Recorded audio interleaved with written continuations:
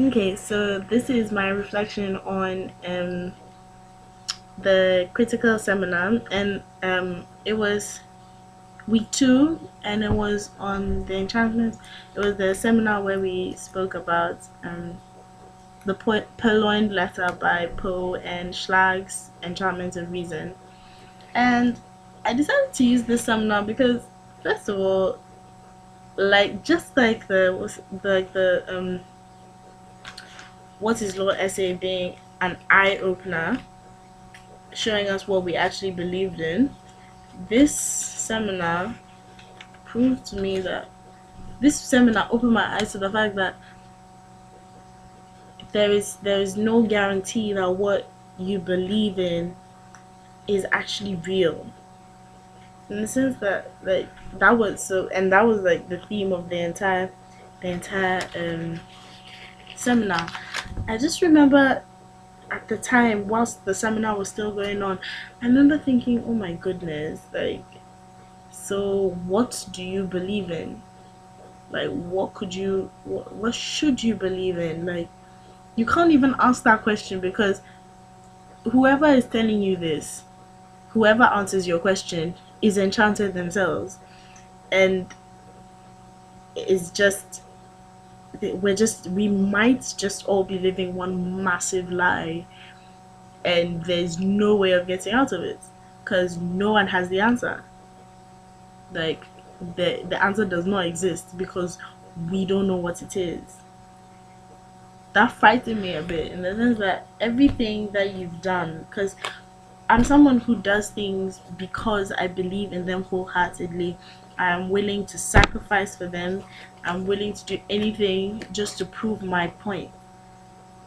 And to know that and to now think back and realize that half my life, or even more, because of the type of person I am, I've spent fighting for something that is completely and totally wrong, and that the person I was fighting against could potentially have been right. It did not sit well with me at all, in the sense that not that I didn't agree with it. I agreed with it because it made sense. Because honestly, where did I learn what I like? Everything I think had to come from somewhere because I wasn't born knowing all this. So it made sense, but it was troubling. But at the same, and like troubling in a frightening way.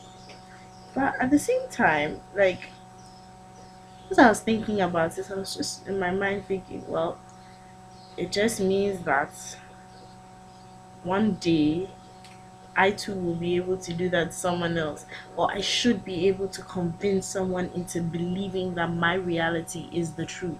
Because the way I see it is, it's one massive fight to prove your point. Like, that's life in general. Because if if reason is enchanted, at some point you're going to have someone's going to have to do the enchanting, and I'd rather that be me than someone else enchanting me. So I saw it also, like, apart from it being very frightening, like, it's an opportunity to make yourself into something greater than you already are. And I felt like that seminar invited me. It was like a challenge accepted moment. Like, they're presenting me with the challenge, like, do you want to learn this law? Do you want to know how to use it? Do you want to learn how it is used? Do you want to take up this challenge? Do you want to convince the world that you are right? And full on challenge accepted. I am willing. I've decided that, yeah, I'm gonna be a blank slate. I'm gonna be open to different ideas and different perceptions, and I'm going to stick to mine because honestly, what's a person who has no beliefs? But I'm going to stick to mine, but I'm going to be critical of them. Like, I'm in a critical law school, and I'm in a module called Critical Introduction to Law. There seems to be quite a lot of emphasis on being critical, and I feel, yeah, honestly, that's the way forward. If you can criticize yourself to the point where you are certain that you are right, I don't think there's anyone in this world that you will not be able to convince. And that was what I took away from the enchantment of reason side of the seminar. The second side of the seminar was the piece written by Poe about the purloined letter. And what I gathered from that, what I learned from that particular piece was that nothing is what it seems. Like I like to, I'm my thoughts are kind of themed out. So yeah, excuse the cheesy, corny themes that I keep blurting out, but nothing is what it seems. Like you can expect something to look a certain way, but when it comes your way, you shouldn't be surprised that that's not exactly what it was.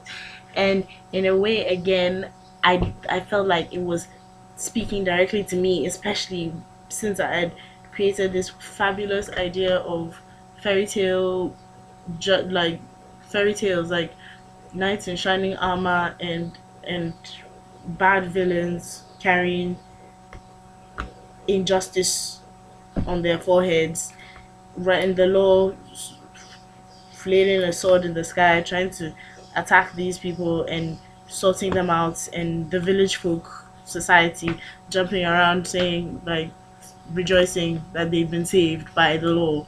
Like, that was what was going on in my mind. But obviously, that is exactly not what it is. And I feel like that story of the Purloined Letter is exactly what I was doing to the law. To me, the law looked a certain way, and I was looking for it as I had thought, like as I had imagined. And it was for me to realize that the law is the law could be anything. There is no set identity of the law. There should not be any set identity. After all, who knows what the law looks like? The law is what you make it. And as the induction and welcome week lectures have proven, the law changes with time. So it will never stay the same. So there is no way you can have a fixed idea of what it is in your mind and just expect it to be that way. It's never going to stay the same. Within 5 minutes, it could change. There's cases coming out every day, every second. People are judging, people are making decisions, and case law is being prepared. And we need to accept that and acknowledge that in our search for this idea of law and finding its true identity.